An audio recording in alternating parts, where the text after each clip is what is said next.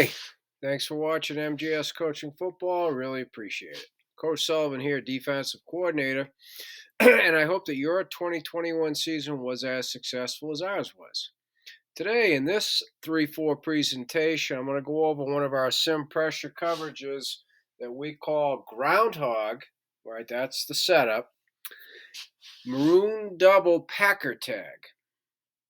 Okay, so Groundhog is one of the two looks that we give an offense. I'm a big believer in minimizing the looks, and then you actually have an infinite number of things you can do out of those minimal looks, and the offense has to figure it all out post snap. You know, the more looks you have, the more you kind of pigeonhole yourself. So this is the second of two looks, right? Subscribers, you know all about this. Non-subscribers, I'm hoping to tease you into pushing that button.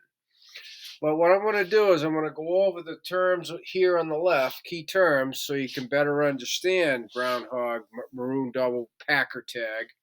And then over here, I'm really only going to focus on how it impacts the safeties.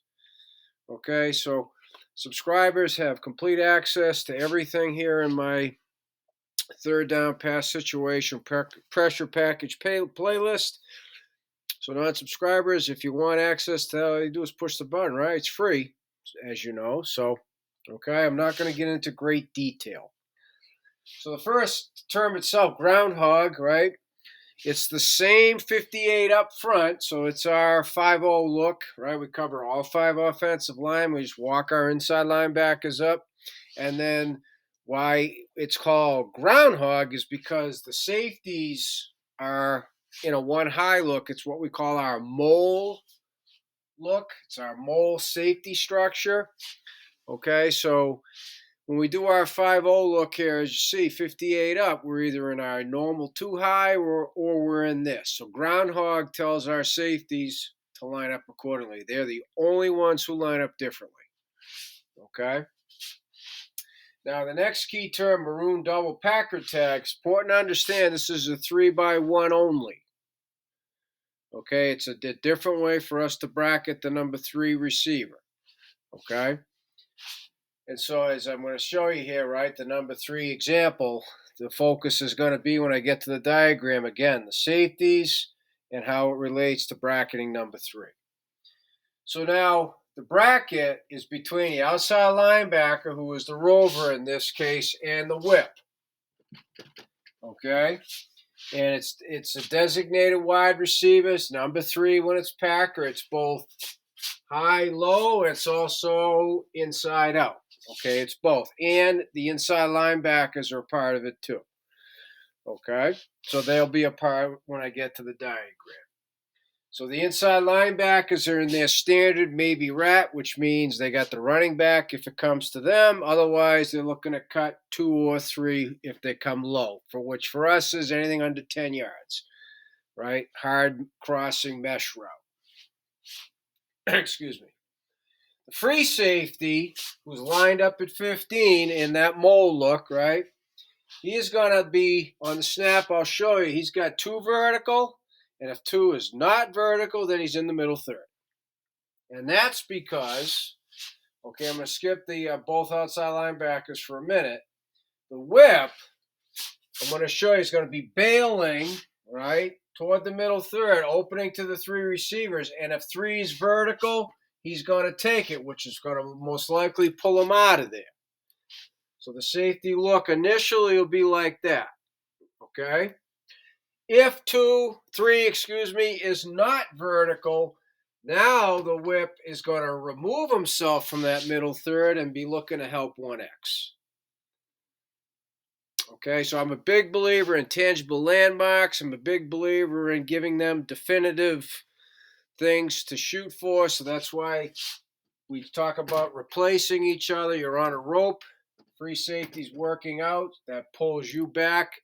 And then it's all determined by what number 3 does and what number 2 does. Okay?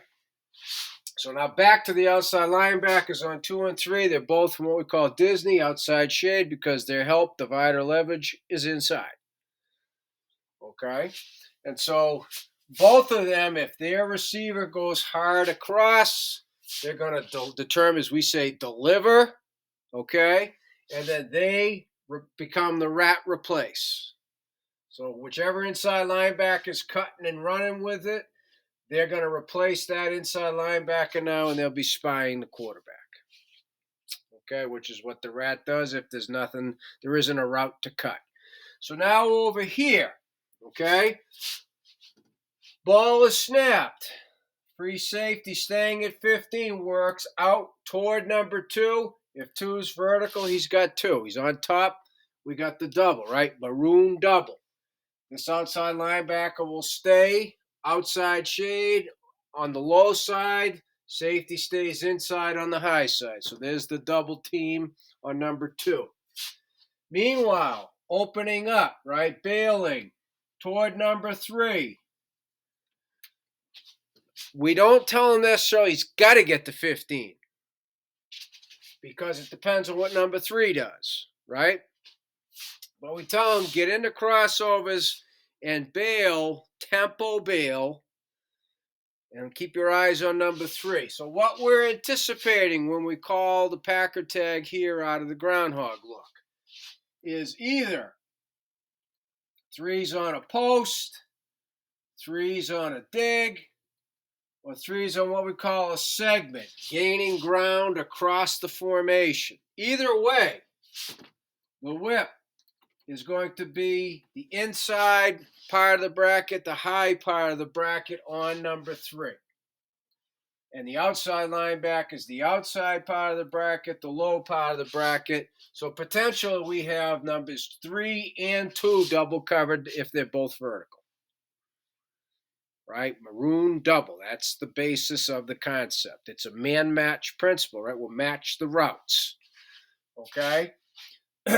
And then the low part of it, if either 3 or 2 were to come low, the inside linebacker, who's now the rat because the running back went to the other inside linebacker, will cut it and run with it. Okay? So we're able to take care of 2 and 3 coming low. We're able to double cover 2 and 3 when they're high here with the Packer tag. So the last scenario that would impact the safety, if number 3 and number 2, if neither went vertical, the free safety would stop and get into pedals into the middle third. The whip, as they're bailing, we just say, now baseball turn